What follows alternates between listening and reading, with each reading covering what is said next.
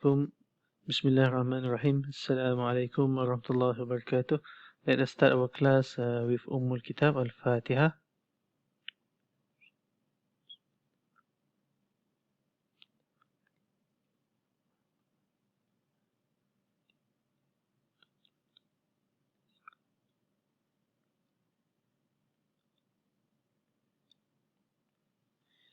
Okay, today inshallah I'm going to teach you a little bit on how to teach Hadith. Okay, and as usual, I don't provide you a PowerPoint because I would like you to comment by listening to me, and that is one of the way to ensure that you really listen to me and you listen to attentively of whatever that I said. Okay, the main aim of teaching Hadith to your student basically is to give a clear understanding, because by teaching Hadith, okay, there are a few things that you need to consider, and then you need to consider and you need to take care of. First, in terms of the sanad, okay, and second, uh, based on the meaning of the Hadith, okay, and then thirdly, uh, you need to be very careful with the terms or the lafaz. Okay, according to a scholar, basically there are two ways of how the companions delivered, how companions radiallahu anhum delivered hadith from Rasulullah SAW. First, they actually convey the hadith through the authentic or the original matan, word by word, from Rasulullah SAW, based on what they listened to Rasulullah SAW. Second, they convey the meaning, not the exact matan, because they actually don't remember the matan, but they understand the meaning. Okay, that's basically two ways of how the companions sallallahu alaihi wasallam, radiallahu anhum, convey the hadith from Rasulullah sallallahu alaihi wasallam. Okay, so based on the scholars of hadith that actually wrote Mustalah al-Hadith, I mean the science of the hadith, the kitabs, okay, they have opinions that there are basically 8 methods of how the hadith were being conveyed. Okay, the first one is, they call it method as-sama. Okay, method as-sama means a sheikh, your teacher, delivered the hadith, conveyed the hadith to the students through, or the sheikh read it according to his memorizations or his notations or his notes, and then the students listen and at the same time wrote the hadith, write the hadith, or they actually listen to the hadith, I'm talking about the students, without taking notes, without writing it back. Okay, usually if you want to identify this kind of hadith, you can notice from the words such as haddatsana. It means telah menceritakan kepada kami, ataupun telah si fulan guru saya telah menceritakan kepada saya, atau sami itu, atau telah someone telah menceritakan kepada saya, ataupun saya telah mendengar daripada someone. Okay, alright. Ataupun juga dikatakan telah mengkabarkan kepada kami, atau telah memberitakan kepada saya. Ridwan telah memberitakan kepada saya. So this kind of stuff. Okay, the second method is, we call it qira'ah ala sheikh. Okay, it means that al-ardu, al-ardu, al-qira'ah. Okay, it means that students basically present the hadith recitations from his memorizations or from the kitab, and then it's being checked by the sheikh. Or it can be sometimes when you are reciting in front of the sheikh, there are some other students who are listening to you as well. Sometimes the sheikh, he might not have the time to listen to you due of his work or some other stuff. So you have to recite from your memorization in front of his senior students. It can happen like that as well. Okay, number 3. Mm, Number 3, we call it al-ijaza. Meaning of it is that a sheikh give permissions for you to deliver or to deliver a hadith, either in forms of speech, melalui ucapan, or through notations. Okay, and then the sheikh will say to you, I actually give ijazah to you that you actually can recite hadith, can teach hadith from Sahih al-Bukhari. Okay, this kind of this kind of ijazah actually is very important because that shows that your sheikh, your teacher actually trusts your ability to deliver the hadith. Okay.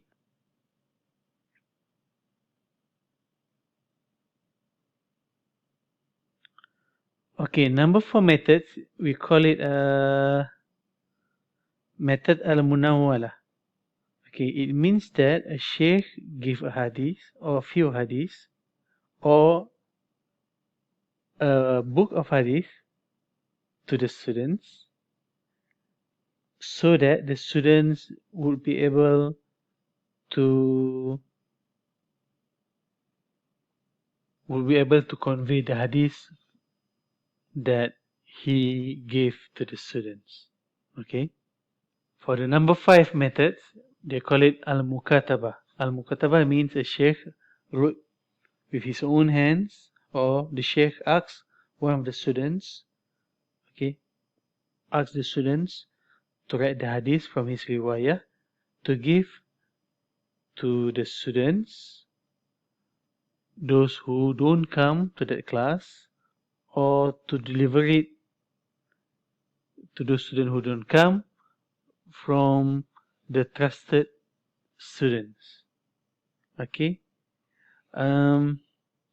Basically, the way that I see it, it's more like the sheikh is writing a letter or a memo, but this is in form of the hadith, and then give it to the students, either those who come and those who do not come. Okay. Also, there are two types of this al-mukataba. Either this is with the ijazah or without the ijazah.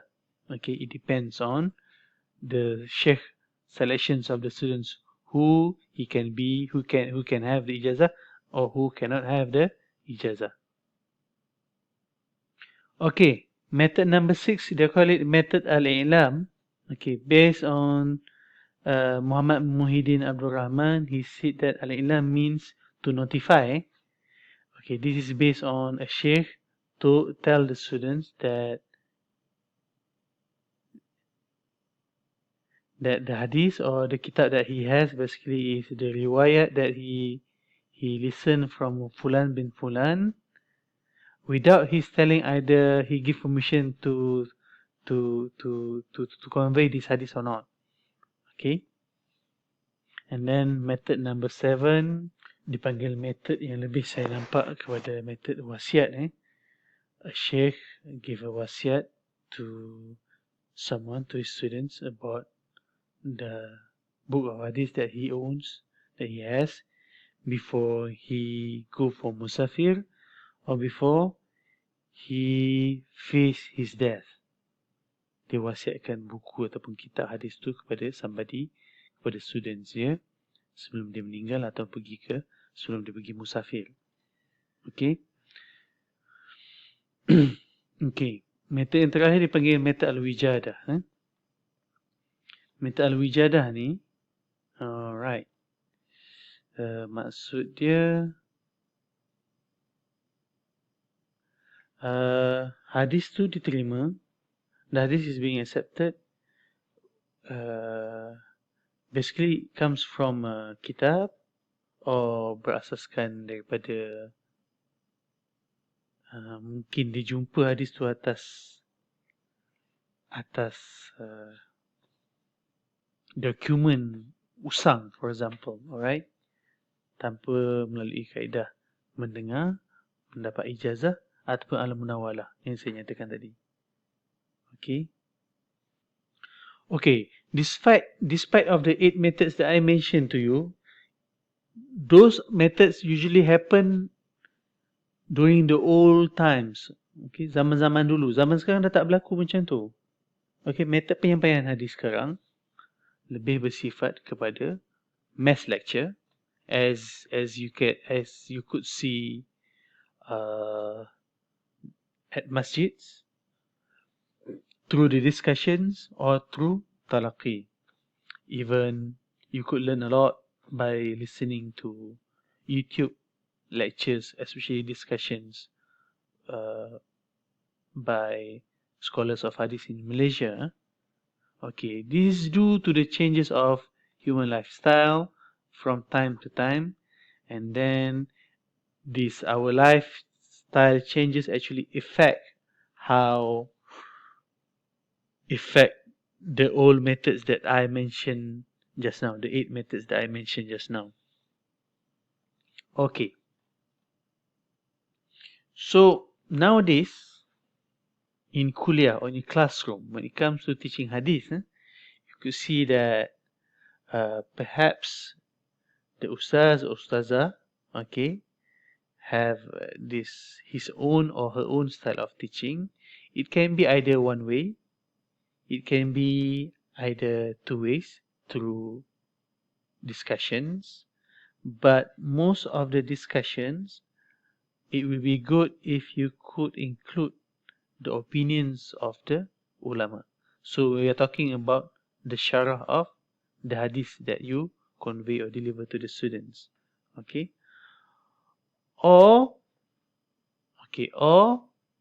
if you could see at a masjid, usually they will stick to one kitab of hadith, and then they will follow based on the title or topics from the kitab, and it will take a very long time. Why I see that? Usually, maybe for example, you are living in one particular masjid, and you are inviting this ustaz to teach about Sahih Bukhari and Muslim. And we know in Sahih Bukhari and Muslim, it has many small topics. And then the opportunity for this ustaz to come to the masjid maybe once or twice a month. And imagine how many thousands of hadiths available inside the Sahih Bukhari and Muslim. So it will take such a very long time for the ustaz or ustazah to finish his teaching on Sahih Bukhari and Muslim. Okay. At the same time, you have to be aware of the context of your students. Let's say that you are giving a lecture about Sahih Bukhari and Muslim in your masjid, and the audience mostly banyak orang yang pencen ataupun remaja ataupun orang tua-tua. Basically, they are not always there. Kadang-kadang ada hari-hari yang tak datang because of kekurangan kerja ataupun masalah keluarga or whatever reason that they have. Jadi, these are the challenges when it comes to the teaching of the hadith that you could see, yang saya nampak, yang saya baca pun. So basically, the best way of teaching hadith, okay, is by attending a specific class, like what you have right now at the universities. Tapi itu pun tak secara overall, because for example the way that I see from the ISET syllabus pun ada banyak topik ataupun topik-topik besar yang kita pecah-pecahkan berkaitan dengan akidah, akhlak, syariat, ibadat, semua tu terpisah-pisah. Okay, melainkan you punya specialization is really hadith field. Okay, but I do understand that because that happens usually bila you sampai ke level master, where you want to choose what kind of a field that you want to master. Okay, alright, so I guess if you want to read more about this lecture, okay, actually I took it from this paper, Kaedah Pengajaran Tenaga Pengajar Hadis di Masjid-Masjid Negeri Selangor. Okay, I would like you to read this.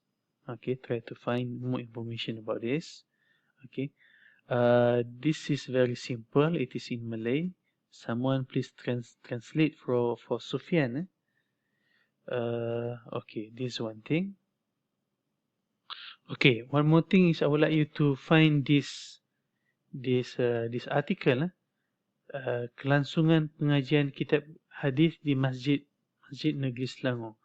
What is interesting about this paper, when I read this, you could actually see the evolution of how the methods of teaching hadith from zaman Rasulullah SAW, and then they explain more on what happened during the companions radiallahu anhum, and then they explain more during the period of the Tabi'in.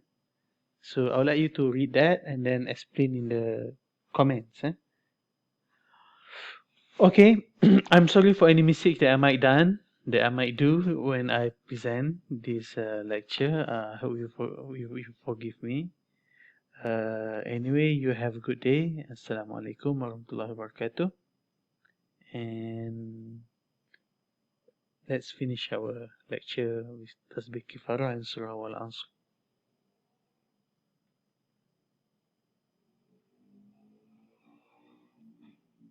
Okay, you have a good day. Bye-bye.